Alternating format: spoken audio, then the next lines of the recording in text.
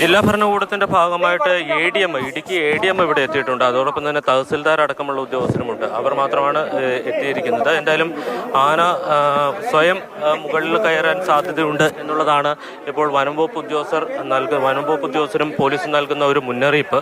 അതിൻ്റെ അടിസ്ഥാനത്തിൽ ഈ പ്രദേശത്ത് സമീപത്തു നിന്ന് ആളുകളെയൊക്കെ അതിൻ്റെ അടുത്ത് നിന്ന് മാറ്റുന്നുണ്ട്. പക്ഷേ അതിനുള്ള സാധ്യത വളരെ കുറവാണ്. കിണർ നല്ല ആഴത്തിലുള്ളതാണ്. ആന സ്വയം പുറത്ത് ഇറങ്ങി പോകാനുള്ള ഒരു സാധ്യതയും നിലവിൽ കാണുന്നില്ല. കിണറിൻ്റെ ഇടിക്കാൻ പറ്റുന്ന ഒരു ഭാഗം അത് പൂർണ്ണമായിട്ടും ആന ഇടിച്ചിട്ടുണ്ട്. അതിനപ്പുറം ഏതെങ്കിലും ഒരു തരത്തിലൊരു രക്ഷാപ്രവർത്തനം നടത്താതെ ഈ കുട്ടിയാനയെ കരയ്ക്ക് കയറ്റാൻ കഴിയില്ല എന്ന് തന്നെയാണ് നമ്മുടെ ഒരു ബോധ്യം. എന്തായാലും വനംവകുപ്പ് ഉദ്യോഗസ്ഥർ ആ കാരണം പറഞ്ഞു.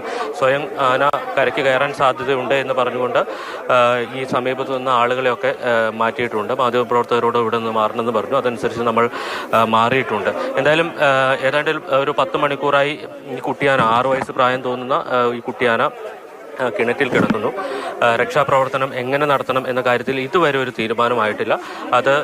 അതിനെ മയക്കുവെടി വെച്ച് മാറ്റുകയാണോ അല്ലെങ്കിൽ അതിന് കയറിപ്പോകാൻ വഴി ഉണ്ടാക്കുകയാണോ ചെയ്യുന്നത് എന്നുള്ളതാണ്. ആ കാര്യത്തിൽ ഇതുവരെ ഒരു ധാരണയായിട്ടില്ല. നാട്ടുകാരെ സംബന്ധിച്ച് അതിനെ മയക്കുവെടി വെച്ച് അവിടെ നിന്ന് മാറ്റണം എന്നുള്ളതാണ് ആവശ്യം.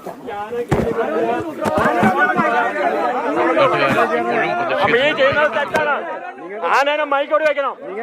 അതാ വേണ്ടത്. എന്തുകൊണ്ട് മൈക്കോടി വെച്ചുകൂടാ? ആനേനെ ഇത് ന്യായമായ ആവശ്യമല്ലേ? ഈ ആനകൾ എത്ര പേർ ചത്തവും? ഇവിടെ ആൾക്കാർ ചത്തിരിക്കും. ഫോറസ്റ്റുകാര് മഹാലമ്പാണ്ടം DFO മൈൻ ചെയ്യുന്നില്ല. അവര് വിവരം പറയട്ടെ. നാട്ടുകാരെ ഞങ്ങൾ അനുഭവിക്കുന്ന ആൾക്കാരെ മൊത്തം ഇവിടെ നിസ്സാര വിഷയമൊന്നുമല്ല. ഞങ്ങൾ 8 കൊല്ലായി അനുഭവിക്കുന്നത്. 8 കൊല്ലം DFO രംഗത്ത് വരട്ടെ. എന്റെ അവരെല്ലാം മുങ്ങിയെടുക്കുക നമ്മളെ പൊട്ടന്മാരായിക്കൊണ്ട്. ചർച്ച വേണം. എന്തുകൊണ്ടാണ് ചർച്ച ചെയ്യാ? ചർച്ചയിൽ നമ്മൾ മുമ്പോട്ട് വെച്ച ഒരു കാര്യം അവർ അംഗീകരിച്ചിട്ടില്ല. ഒരു കാര്യം അവർ ഇറങ്ങി പോവാണ്.